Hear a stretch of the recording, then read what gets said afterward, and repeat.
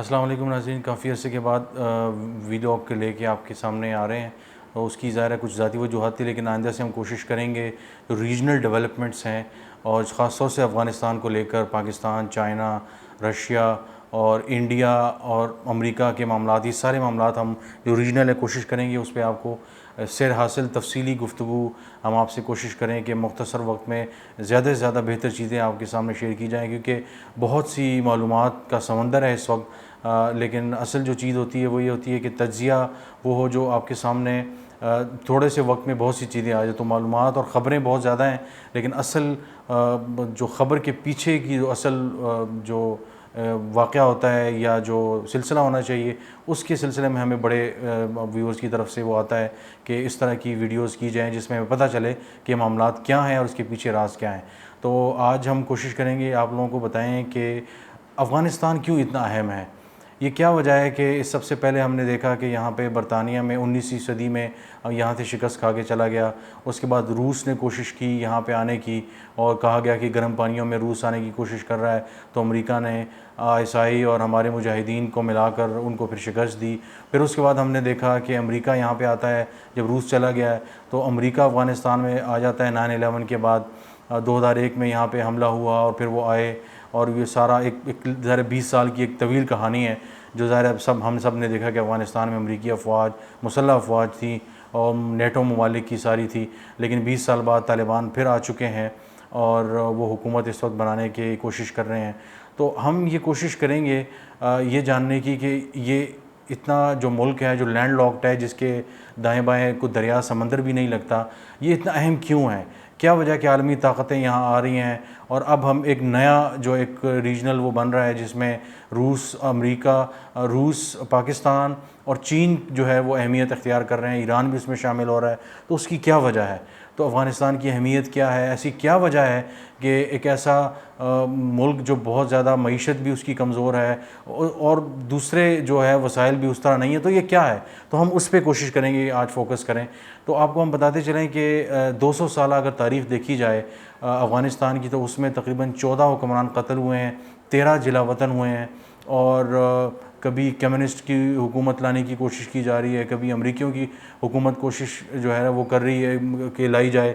تو سب سے پہلے ہم بتائیں کہ جب ایک زمانہ تھا جب چین ایک زمانے میں یہاں پہ جو ہان خاندان اور مختلف تھے، تو ایک سلک روڈ ہوا کرتا تھا ایک زمانے میں.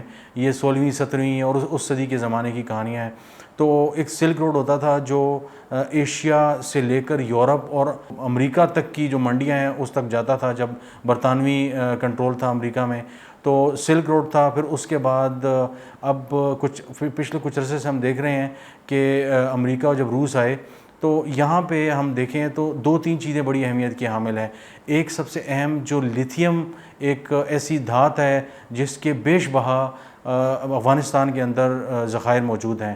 اور لیتھیم ایک ایسی دھات ہے کہ جو الیکٹرک گاڑیاں ہیں اور جو بیٹریز ہیں مختلف قسم کی اور جو رینیویبل انرجی ہیں اس میں بہت زیادہ استعمال ہوتی ہیں. اور لیتھیم بنانے میں اور اس کے استعمال میں پوری دنیا میں اس کی پروڈکٹ بیچنے میں سب سے زیادہ اس وقت جو ہے وہ چین بہت زیادہ اس میں آگے ہے. تو اس سے بھی اندازہ لگایا جا سکتا ہے کہ لیتھیم کی کتنی امپورٹنس ہے. اور اس طرح بہت سی چھوٹی چھوٹی معدنیات ہیں. ایک اندازے کے مطابق امریکی ایک یونیورسٹی کی ریسرچ کے مطابق تقریباً $1 بلین جو ڈالر ہے اس کی لیتھیم کی اس وقت یہاں پہ ذخائر موجود ہیں افغانستان کے اندر. اور اس کے ساتھ ساتھ اگر دیکھا جائے تو اوپیم کی کاشت، یعنی دوسرے معنوں میں چرس اور دوسری چیزوں میں استعمال ہونے والی جو اوپیم جسے افیون کہا جاتا ہے ہمارے ہاں، اس کی کاشت بھی افغانستان میں بہت زیادہ ہوتی ہے. اور یہ مختلف چونکہ وہ موسم جو ہے بڑے موافق ہے اس علاقے کا، تو اس میں بہت زیادہ اگائی جاتی ہے. تو 2001 سے پہلے جب 96 میں طالبان آئے تھے تو انہوں نے مکمل طور پہ اس کا خاتمہ کر دیا تھا. تقریباً کہا جاتا ہے کہ 98-99% اس کا خاتمہ ہو گیا تھا. تو جو دوست ڈرگ سے ریلیٹڈ نیٹ فلکس وغیرہ پہ سیزنز وغیرہ دیکھتے ہیں تو انہوں نے اگر نارکوز دیکھا ہو یا پابلو اسکوبار کو جانتے ہوں، تو پوری جو لاطینی امریکہ جو لیٹن امریکہ ہے، خاص طور سے جو کولمبیا ہے، جو برازیل ہے، اور یہ جو اس طرح کے جو ممالک ہیں، ان سے امریکہ میں جو چرس جاتی ہے، جو ڈرگز جاتی ہیں، اس کی ایک پوری ہسٹری ہے اور وہ سارا ہے۔ اسی طرح افغانستان سے بھی پوری ایک ہسٹری ہے جو پوری دنیا میں جو ہے وہ پھیلتی ہے، وہ چرس اور وہ جاتی ہے۔ تو یہ بھی ایک بہت بڑی ایک $1 بلین کی جو انڈسٹری ہے۔ تو طالبان نے آتے ساتھ ہی پچھلے ہم نے اس ہفتے کے درمیان میں دیکھا کہ جب ذبیح اللہ مجاہد پریس کانفرنس کر رہے تھے تو انہوں نے یہ کہا تھا کہ ہم کوشش کریں گے کہ افغانستان کو مکمل طور پہ افیون سے پاک کیا جائے۔ تو یہ بہت بری خبر تھی۔ بہت سے امریکہ میں خاص طور سے رہنے والے جو ادارے ہیں یا پالیسی میکرز ہیں، تو انہوں نے کہا تھا کہ یہ پتہ نہیں اس سے کیا ہو جائے گا، and it is changing but it is for worse. تو یہ بڑی حیران کن بات تھی کہ کیسے ایک افیون جس کے لیے آپ نے ایک ڈرگ انفورسمنٹ ایجنسی ہے باقاعدہ امریکہ میں، بہت بڑے پیمانے پہ سارا کچھ ہوتا ہے، تو آپ لوگوں کو تو خوش ہونا چاہیے۔ تو اس سے اندازہ ہوتا ہے ظاہر ہے کہ اس کی ایک پوری انڈسٹری ہے، پوری دنیا میں اس کی ایک انڈسٹری ہے، اور یہ بہت قیمتی ہے۔ ظاہر ہے چند چھوٹی مقدار میں لاکھوں کروڑوں روپے کا اس کا بزنس ہوتا ہے پوری دنیا میں، تو وہ بھی بہت زیادہ اہمیت کے حامل ہیں۔ تو سلک روڈ ہو گیا، اس کے ساتھ ہم نے دیکھا کہ لیتھیم ہوگی جو دھات ہے وہ بہت زیادہ اہمیت کے حامل ہے، $1 ارب کی، اور اس کے ساتھ ساتھ ہم نے دیکھا افیون کتنی اہمیت کے حامل ہے۔ اچھا، اس کے ساتھ اگر دیکھا جائے تو اس وقت 2021 چل رہا ہے، اور چین ہم پچھلے 10 سالوں سے دیکھ رہے ہیں کہ پاکستان کے لیے انہوں نے چائنا پاکستان اکنامک کوریڈور شروع کیا ہے۔ اسی طرح ان کا ایک ہے belt and road initiative. Belt and road initiative جو ہے وہ نہ صرف یہ جو سی پیک ہے یہ اس کا ایک حصہ ہے، یعنی اگر سی پیک پاکستان میں وہ 50 یا 55 بلین ڈالر اگر خرچ کر رہے ہیں، تو اسی طرح وہ سلک روڈ جو پرانی زمانے میں ہوتی تھی اس کو بھی ریوائیو کر رہے ہیں، تو وہ اسی لائنز پہ ہے۔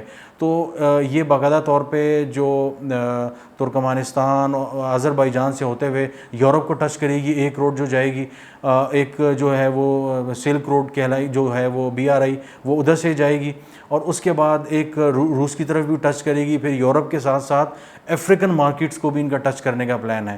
تو پاکستان کے تھرو جب یہ آئیں گے تو گوادر سے نکلتے ہوئے یہاں سے اور میڈیٹرینین سی یا بحر احمر کو ٹچ کرتے ہوئے سارا افریقہ اس وقت وہ کنٹرول مختلف ذریعوں سے بھی کر رہے ہیں، لیکن اب باقاعدہ طور پہ جب گوادر سے شروع ہو جائے گا تو وہ بھی ان کے کنٹرول میں آ جائے گا۔ تو افغانستان سے امریکی انخلاء اس لیے بھی اہمیت کا حامل ہے کہ 20 سال بعد اگر یہ افغانستان کو اس طرح چھوڑ کے جا رہے ہیں کہ جس طرح 2001 میں تھا، یعنی 1.5 مہینے کے اندر اندر طالبان واپس آ گئے ہیں، جن کے لیے 20 سال انہوں نے لڑائی کی، 2000 سے زیادہ انہوں نے اپنے فوجیوں کو امریکی صرف قتل ہوئے، اسی طرح 1300-1400 برطانوی فوجی قتل ہوئے، اور تقریباً $2 ٹریلین امریکہ نے خرچ کیے۔ تو اتنا اگر یہ افغانستان کی ترقی کے لیے خرچ کرتے تو شاید افغانستان اس وقت کہاں پہ ہوتا۔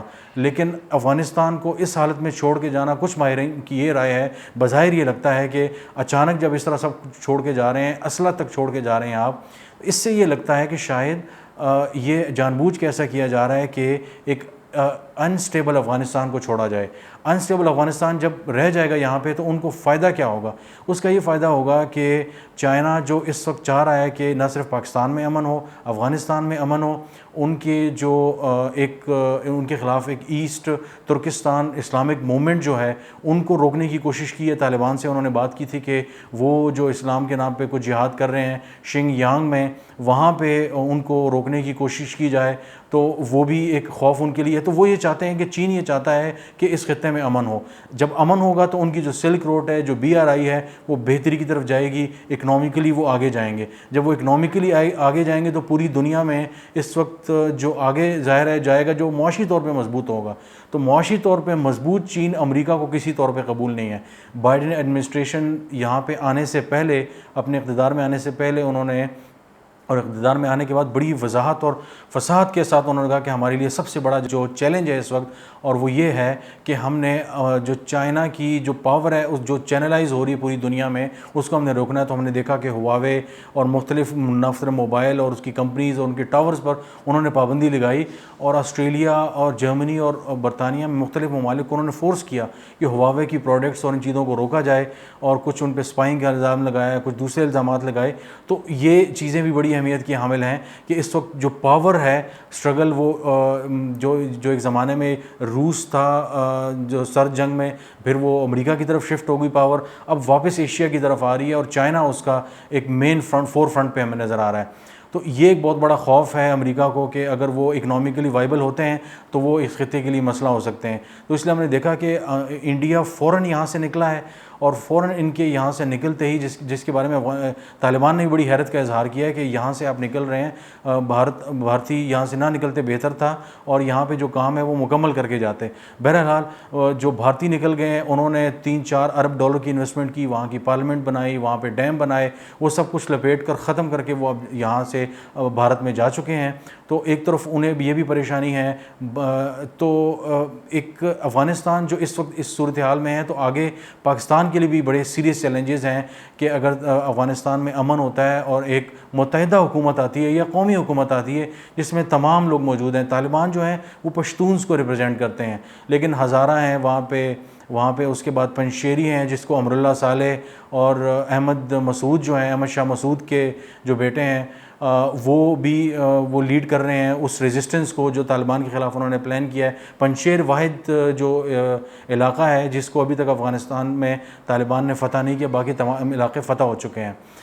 تو اس وقت آگے جتنے بھی دن بڑھتے جا رہے ہیں تو پاکستان کے لیے چیلنج بڑھتا جا رہا ہے، کیونکہ پاکستان پہ الزام تھا کہ پاکستان نے طالبان کی مدد کی ہے، پاکستان نے ISI نے اور مختلف اداروں کی مدد سے امریکہ کو جو ہے وہ صحیح اس طرح مدد نہیں کی. ظاہر ہے یہ ایک اس پہ بھی انشاءاللہ ہم کبھی پروگرام کریں گے کہ یہ کس طرح کے 20 سال میں سارا الزام ISI اور پاکستان پہ ڈالا جائے، جب آپ کی خود نیت یہ تھی کہ آپ کی بنائی گئی 3 لاکھ 4 لاکھ جو فورس تھی وہ صرف اور صرف چند دن نہیں ٹھہر سکی. تو اس سے اندازہ ہوتا ہے کہ صرف ISI اور پاکستان ایجنسیز کا معاملہ نہیں ہے، اسٹیبلشمنٹ کو یہ کچھ اور معاملات بھی ہیں. تو اس لیے اگر کمزور افغانستان ہوتا ہے تو اس افغانستان کا نقصان پورے خطے کو ہوتا ہے. روس بھی اس وقت یہ چاہتا ہے کہ پاکستان، افغانستان، چین اور یہ سب مل کے ایک ایسا ریجن بنائیں جس میں امن ہو. تو ایران بھی اس میں شامل ہو چکا ہے حیران کن طور پہ، حالانکہ وہ ایک شیعہ اسٹیٹ ہے. طالبان جو ہیں وہ دیوبندی اور کٹر وہابی ایک قسم کی اسکول آف تھاٹ سے ہیں، لیکن وہ اس وقت مل چکے ہیں کیونکہ اسرائیل، امریکہ، بھارت یہ سب ایک طرف ہیں، اور دوسری طرف یہ طاقتیں ہیں ساری جو اس طرح میں نے نام لیے، رشیا، چائنا وغیرہ یہ سب چاہتے ہیں. تو اس وقت بہت بڑا چیلنج ہے. یہ تمام طاقتیں جو پاکستان، روس وغیرہ یہ چاہتے ہیں کہ یہ اس علاقے میں امن آئے گا تو پاکستان یہاں سے سنٹرل ایشین مارکیٹس کو ایکسیس کر سکے گا، تاجکستان جائے گا، ازبکستان تک جائے گا، تو پاکستان کی پوری سنٹرل ایشین اور آگے یورپین مارکیٹس تک بھی ایکسیس بہت جلدی ہو جائے گی. پاکستان کی معاشی ترقی بہت تیزی سے بڑھے گی. لیکن ظاہر ہے یہ چیزیں منحصر ہیں کہ خطے میں امن ہوگا. تو سی پیک کا دار و مدار نہ صرف پاکستان میں امن کے حوالے سے بھی ہے، بلکہ بیلٹ اینڈ روڈ انیشیٹو جو ہے اس کا افغانستان کے حوالے سے بھی بڑا کردار ہے. تو آنے والے دنوں میں اس کی بڑی اہمیت ہوگی کہ امریکہ اپنے کون سے پتے کھیلتا ہے. کیا طالبان چین اور ایران، روس اور پاکستان کے ساتھ مل کر ایک ایسا لائے عمل آگے لے کے جاتے ہیں کہ جس سے نہ صرف خطے میں امن آئے، ملک میں امن آئے، بلکہ امریکہ کی پالیسیوں کو بھی بہت جو ہے وہ نقصان پہنچے گا. تو اس پہ مزید تفصیلات انشاءاللہ ہم بہت جلد آپ سے شیئر کریں گے.